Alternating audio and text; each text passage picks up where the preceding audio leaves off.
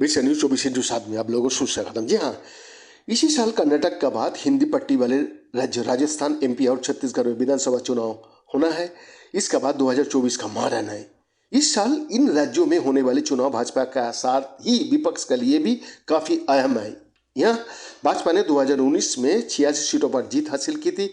इन सबसे अलग 2024 के रन में दिलचस्प लड़ाई बिहार और महाराष्ट्र में होने वाली है। कारण यह है उद्धव ठाकरे और नीतीश कुमार 2019 में भाजपा का साथ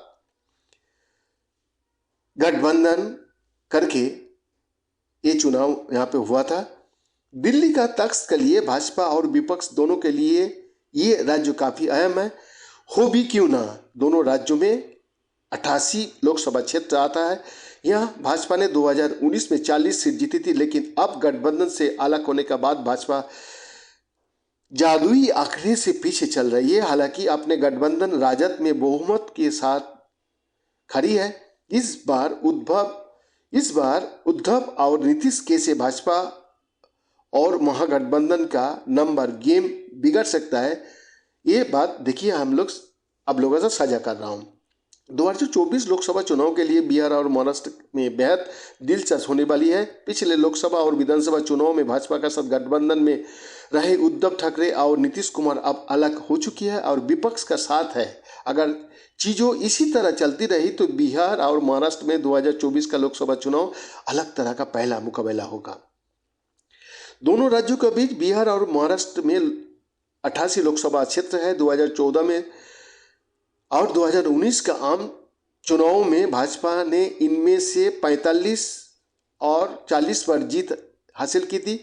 अपने गठबंधन सहयोगी द्वारा जीती गई सीटों के साथ इन दो राज्यों में राष्ट्रीय जनतांत्रिक गठबंधन यानी कि एनडीए की संख्या बढ़कर 71 और 80 हो गया था। ये संख्याएं भाजपा के लिए इन दोनों राज्यों के लिए महत्व बताती है, क्योंकि भाजपा ने 2019 में 303 लोकसभा सीटों पर जीत हासिल की है। इसलिए इन दोनों राज्यों से अपनी खुद की सीटों को अलग करने से ये लोकसभा में 2072 की जादुई अंक से नीचे आ जाएगा, क्योंकि एनडीए ने 351 लोकसभा निर्वाचन क्षेत्र में जीत हासिल की है। इन दो राज्यों से अपने सहयोगी दलों को सीटों को मिलाकर एनडीए की सीटों की संख्या आधे से नीचे आ गया है। यदि कोई बिहार और महाराष्ट्र में भाजपा समर्थक और विरोधी खेमे में पार्टी बार वोट शेयर का जोड़ता है, भाजपा और उसके सहयोगी को 2014 और 2019 में लाभ नहीं मिला है, लेकिन विपक्ष या भाजपा दोनों के लिए महागठबंधन बनाना आसान नहीं होगा।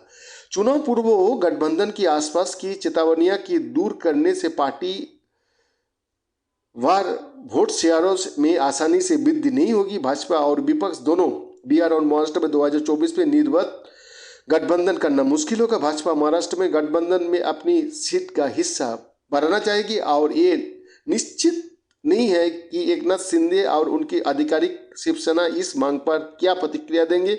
इसमें महाराष्ट्र में विपक्ष के लिए भी गठबंधन करना कहीं अधिक कठिन होगा, क्योंकि एनसीपी और कांग्रेस दोनों को उद्धव गुटों को समायोजित करने के लिए समझौता करना पड़ सकता है।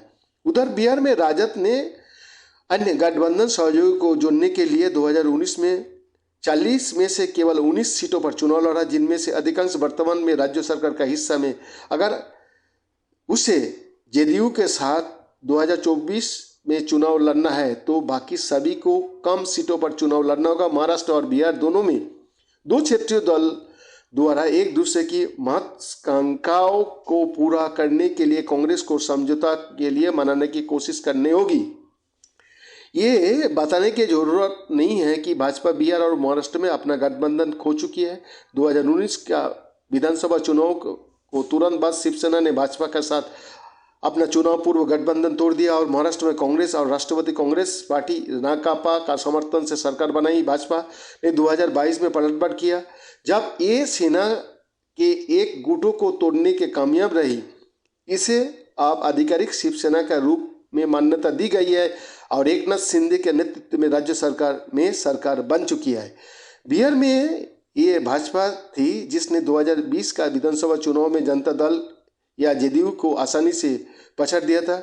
जब लोक जनशक्ति ने खुले तौर पर जदयू को खिलाफ उम्मीदवार खड़ा कर दिया था। केंद्र में एनडीए का साथ गठबंधन के बाद नीतीश कुमार की पार्टी कम सीट हासिल करने के बाद सीएम के कुर्सी पाने में कामयाब रहे। उन्होंने 2022 में राष्ट्रीय जनता दल, कांग्रेस और वामपंथी दलों के साथ सरकार बनाने के लिए एक बार फिर पार्टी मारी और भाजपा से राय जुदा कर दी। अब उपेंद्र कुशवाहा को एक बार फिर जदयू छोड़ने का साथ संकेत है कि पार्टी में सब ठीक नहीं है। सही बात है, 2024 का पहले सारा भारतवर्ष में तितर पितर हो जाएगा विपक्ष, कुछ ठीक नहीं है। वैद्यनाथ दास का रिपोर्ट, बिरसा न्यूज 24/7।